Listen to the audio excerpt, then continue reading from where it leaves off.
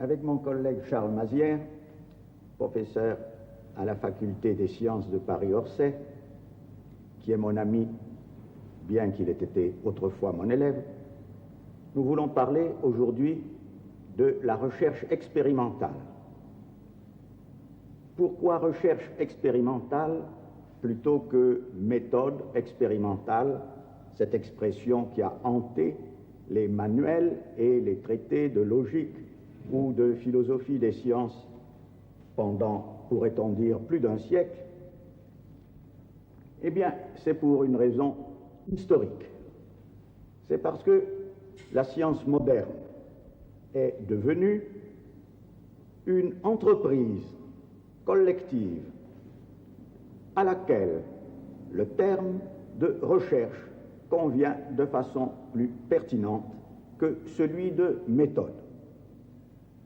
L'idée de méthode, c'est l'idée d'un processus réglé à partir d'un point de départ déterminé et de l'application, de l'utilisation de quoi on attend une sorte de progrès quasi continu et presque garanti au départ. Une méthode se définit, mais une recherche ne peut que se décrire. En outre, dans l'idée de recherche se trouve impliqué un concept qui est aujourd'hui au centre même de l'activité des scientifiques, savoir celui de travail.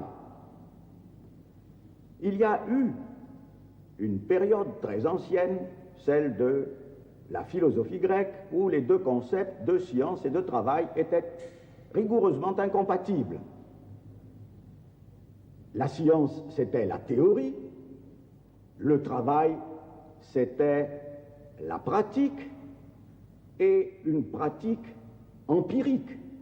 Par conséquent, une pratique qui mettait l'intelligence en rapport avec les objets sensibles, changeants, fuyants, et desquels il était impossible de déterminer l'essence.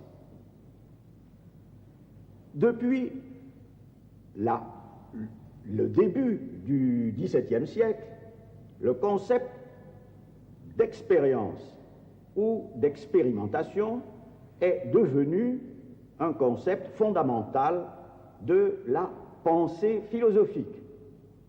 Non pas qu'on entendit par l'expérience, experimentum en latin, non pas que l'on entendit ce qu'aujourd'hui il est convenu d'appeler une expérimentation. L'expérience telle que l'entendait par exemple Bacon, c'était une sorte d'activité plutôt magique que scientifique et qui consistait à arracher à la nature ses secrets. Et l'idée d'expérience conservait quelque chose une signification en quelque sorte clandestine.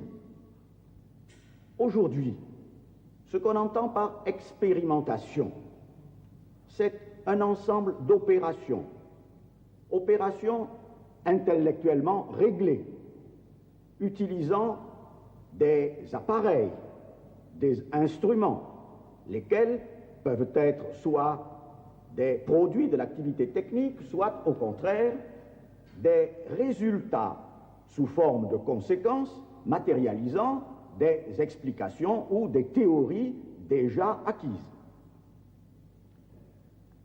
Dire que la science est un travail, ce n'est pas dire naturellement aujourd'hui qu'il n'y a pas de différence entre la science et la technique. Ce n'est pas dire qu'il n'y a aucune différence entre une expérimentation et une manipulation. Le concept de manipulation est un concept tout à fait subalterne, subordonné, et s'il existe des manipulations dans un laboratoire, c'est à titre de moment dans une opération qui elle-même n'est pas soumise à le découpage dans le temps. Une expérimentation peut durer des jours, peut durer des semaines, peut durer des mois, et c'est une expérimentation en cours de laquelle le chercheur, le savant et le personnel du laboratoire qu'il a à sa disposition se trouvent conduits à opérer des manipulations. Ce mot de laboratoire, si l'on en croit les dictionnaires étymologiques, date du début du XVIIe siècle. Et il faut remarquer que dans l'encyclopédie de Diderot et d'Alembert, le mot de laboratoire figure comme terme de chimie. Dans l'encyclopédie de Diderot et d'Alembert, il n'est pas question de laboratoire de physique, par exemple. Si nous prenons deux des dictionnaires qui, au XVIIIe siècle, ont essayé de vulgariser les concepts fondamentaux de la science de l'époque, nous constatons que le dictionnaire de Polyan, dans sa 3e édition en 1767, ne contient pas le terme de laboratoire, mais que le dictionnaire de chimie de Maquet, dans sa 2e édition de 1779, contient, lui, le terme de laboratoire. Au XVIIIe siècle, le laboratoire, c'est expressément le lieu d'activité du chimiste, alors que le cabinet, c'est le lieu de travail du physicien. On parle de cabinet de physique et de laboratoire de chimie. Ce n'est pas uniquement pour cette raison historique que nous avons choisi de parler de la recherche expérimentale dans le cadre d'un laboratoire de chimie. C'est pour la raison que voici. C'est que, s'agissant de recherche expérimentale, aucune science, plus que la chimie, ne se prête encore aujourd'hui à l'illustration de ce qu'on pourrait appeler le comportement de la recherche expérimentale.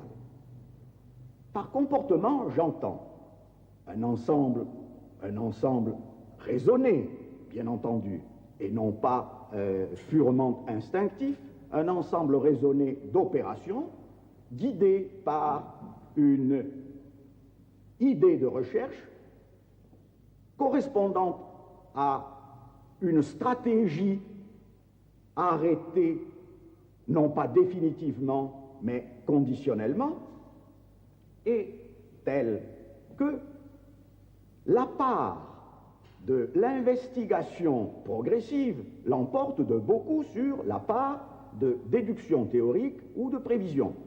En ce sens, la chimie, et la chimie minérale, comme nous allons le voir tout à l'heure, est un domaine privilégié pour montrer ce que c'est aujourd'hui qu'une recherche expérimentale. Je demanderai maintenant à mon collègue et ami Charles Mazières de bien vouloir exposer quel genre de recherche expérimentale se fait dans ce laboratoire et les raisons pour lesquelles les quelques opérations et les quelques appareils qui vont être présentés ont été choisis.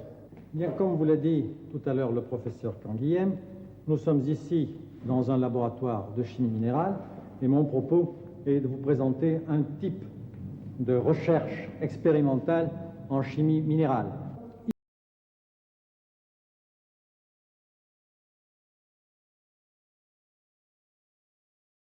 Si vous voulez bien, je vais vous poser quelques questions de façon que, par notre bref entretien, nous puissions tirer la leçon des expériences auxquelles vous nous avez fait assister. Pensez-vous que l'on puisse dire que la mutation qui s'est opérée en chimie minérale et par conséquent que le développement de la recherche expérimentale dont vous nous avez montré un moment s'est opéré premièrement par l'importation en chimie minérale d'un modèle emprunté à la chimie organique, c'est-à-dire le modèle de la molécule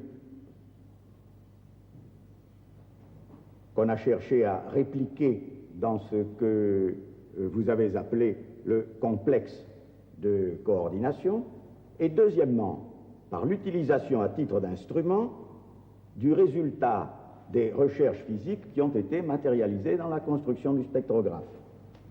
C'est certainement du fait de l'utilisation des méthodes physiques et de l'annexion, si vous voulez, des problèmes qui concernaient les physiciens que cette mutation s'est réalisé.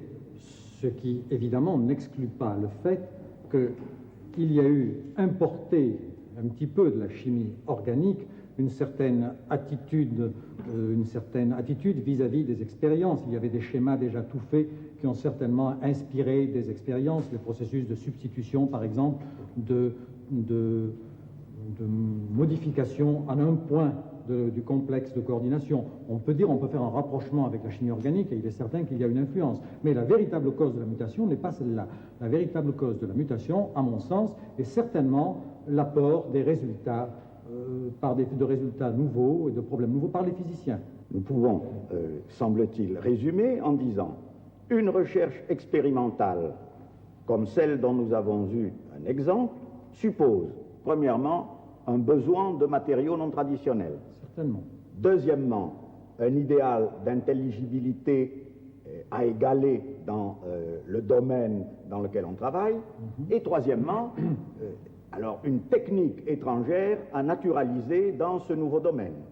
Admettriez-vous que je dise sous ma responsabilité ceci: une recherche expérimentale n'est pas étrangère à une recherche d'intelligibilité. Ce qui veut dire que, expérimental ou non, en science, il n'y a qu'un mode de raisonnement, et ce mode de raisonnement consiste à déduire. Mais que ce qui rend expérimentale une recherche, c'est ce que je me permettrai d'appeler un comportement. Et ce comportement, c'est le comportement d'un travailleur, et d'un travailleur en équipe, dans un laboratoire comme celui dans lequel nous nous trouvons. Par conséquent, la distinction entre la recherche d'intelligibilité, qui est la déduction ou la théorisation, disons, faible ou forte, selon le domaine dans lequel on se trouve, cette recherche d'intelligibilité est une règle de conduite qui oriente ce comportement inductif.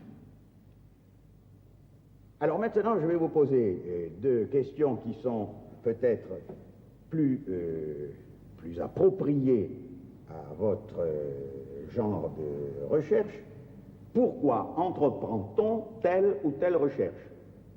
Eh bien, je ne sais pas si, en réalité, on entreprend telle ou telle recherche. Je crois qu'en réalité, on développe plutôt telle ou telle recherche.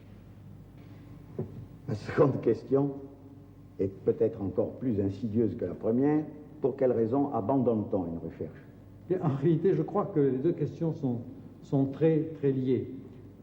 On abandonne une recherche parfois quand on a l'impression, évidemment, qu'elle ne débouche plus sur grand-chose, qu'elle n'est plus susceptible de beaucoup de généralisation.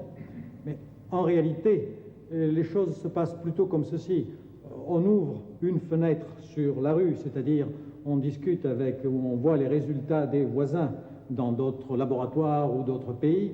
On s'aperçoit que tel point de sa propre recherche peut être développé, mais l'axe sur lequel elle avait démarré, on l'abandonne progressivement et on passe sur un autre, parce qu'on est attiré en quelque sorte par des résultats nouveaux qui sont ailleurs. Alors on peut développer à partir d'un autre point. Il y a ces deux aspects. D'une part, on est séduit par ce qui se passe ailleurs, et d'autre part, on développe tel point, mais ça fait perdre l'axe. On passe sur une autre branche, encore une fois. Donc les deux questions sont très liées, à vrai dire. Enfin, dernière question. Estimez-vous qu'il y a une différence de technique et par conséquent une différence d'aptitude dans la recherche expérimentale, selon qu'il s'agit de recherche fondamentale ou de recherche en sciences appliquées? Eh bien, je ne le pense pas vraiment. Je pense qu'il y a simplement des chercheurs qui aiment leur métier, qui s'amusent, autrement dit, qui aiment jouer avec les idées, avec les modèles, à prévoir. C'est un jeu. Et je pense qu'il y a de bons joueurs, des joueurs doués et des joueurs moins doués. Ceci dit, suivant qu'ils aient débuté dans tel milieu, dans tel laboratoire ou tel milieu où l'on fait de la recherche fondamentale, ou dans tel laboratoire où l'on fait de la recherche appliquée, évidemment, on s'épanouit, on se transforme, naturellement. Et évidemment, au bout de quelques années, un chimiste, par exemple, théoricien, n'a plus énormément de goût et n'apprécierais plus beaucoup, si vous voulez, de revenir à l'expérience proprement dite, et inversement. Vous venez de prononcer le mot de jeu, et oui. Personnellement, je crois que je serais assez d'accord avec vous, mais alors il faut que je rectifie un peu ce que j'ai dit au début de cette causerie, savoir qu'un des concepts fondamentaux de la recherche expérimentale, c'est celui de travail, et de travail en équipe. Dire que la science est un travail n'est pas contradictoire avec ce que vous venez de dire en disant que c'est un jeu. Le travail ici, ce n'est naturellement pas le travail au sens antique du terme, le travail comme peine ou comme contrainte, mais c'est le travail au sens de continuité, de régularité et de respect d'un certain nombre d'exigences qui sont matérialisées, pourrait-on dire, par le laboratoire lui-même et les instruments. Je crois qu'en conclusion, si vous me permettez de conclure comme j'ai commencé, je dirais que nous avons eu aujourd'hui un exemple concret de ce qu'il faut entendre actuellement en épistémologie par le concept de recherche expérimentale, recherche au sens propre du terme, dans la mesure où, sans doute, on a quelque idée de ce qu'on souhaiterait trouver, mais aucune garantie de la forme sous laquelle on le trouvera, et expérimentale, dans la mesure où c'est à la fois une épreuve personnelle qui met en jeu la valeur du chercheur, qui met en jeu toute sa personnalité, et en outre, une conduite réglée par une hypothèse servant de pôle stratégique en quelque sorte. La recherche expérimentale, c'est bien aujourd'hui le mode de vie du scientifique dans le laboratoire, et il serait tout à fait vain, même pour des raisons de pédagogie philosophique, de vouloir réduire l'activité scientifique à une sorte de jeu purement intellectuel.